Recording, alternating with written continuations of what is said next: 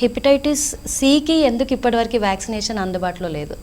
So hepatitis సికి చాలా try చేశారు కానీ they were not prove to be beneficial. But hepatitis సికి బీలా కాకుండా చాలా ఎఫెక్టివ్ మెడికేషన్స్ వచ్చాయి. Oral tablets just 3 months course తీసుకుంటే కంప్లీట్గా వైరస్ అనేది ఎరాడికేట్ అయిపోయే సిచ్యువేషన్ ఉంది. మనకి హెపటైటిస్ ఏ అండ్ హెపటైటిస్ ఈకి కూడా వ్యాక్సిన్ రీసెంట్గానే లాంచ్ అయ్యాయి.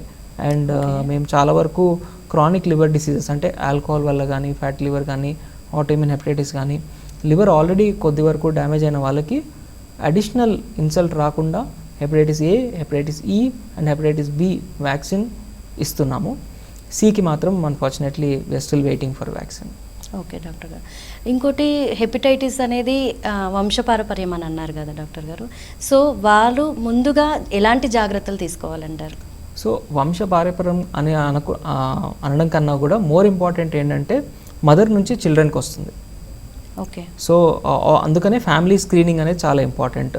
సో ఇందాక నేను చెప్పినట్టు మదర్ నుంచి చైల్డ్కి రాకుండా ప్రెగ్నెన్సీలో వైరల్ లోడ్ ఎంత ఉందో చెక్ చేసుకోవడం, అవసరమైతే మందులు తీసుకోవడం, పిల్లలకు పుట్టిన వెంటనే వ్యాక్సినేషన్ ఇవ్వడము, ఇమ్యునోగ్లోబులిన్స్ అవసరమైతే ఇవ్వడం వల్ల పిల్లలకి మనం ట్రాన్స్మిట్ చేయకుండా ఉంటాం. రెండవ ప్రికాషన్ ఏంటంటే ఇంట్లో కూడా అందరూ వ్యాక్సినేషన్ అప్రాపరియేట్గా తీసుకుంటే usual normal day to day touch కాంటాక్ట్కి స్ప్రెడ్ అవ్వదు. బట్ మీరు మీ బ్లడ్ కానీ సెక్రిషన్స్ కానీ ఒకవేళ కాంటాక్ట్లోకి వస్తే స్ప్రెడ్ అయ్యే ఛాన్స్ ఉంటుంది.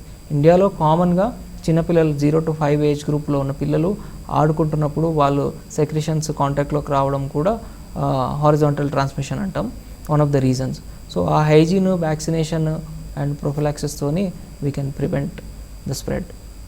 సో డాక్టర్ గారు, ఎలాంటి లక్షణాలు కనిపిస్తే ఇమీడియట్గా డాక్టర్ని కన్సల్ట్ చేయాలి?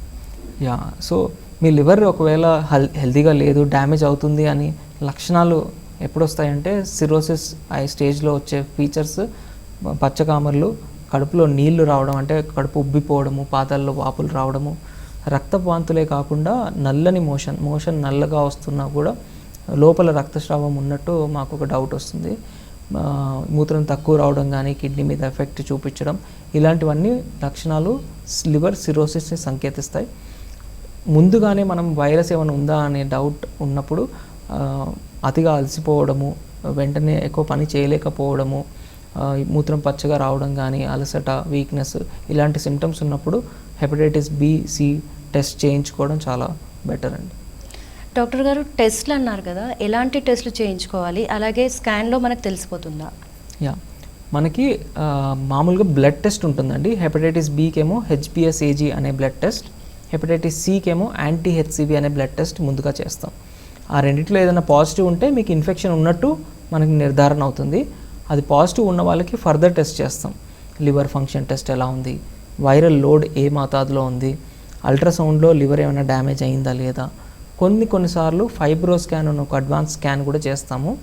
అది అందులో ఏంటంటే లివర్ ఎంతవరకు పర్మనెంట్ డ్యామేజ్ అయింది, లివర్లో ఏమైనా కొవ్వు పేరుకుందా, ఎంత పేరుకుంది అనే అడిషనల్ ఇన్ఫర్మేషన్ వల్ల వాళ్ళకి ట్రీట్మెంట్ అనేది మాకు ఇవ్వడానికి తోడ్పడుతుంది.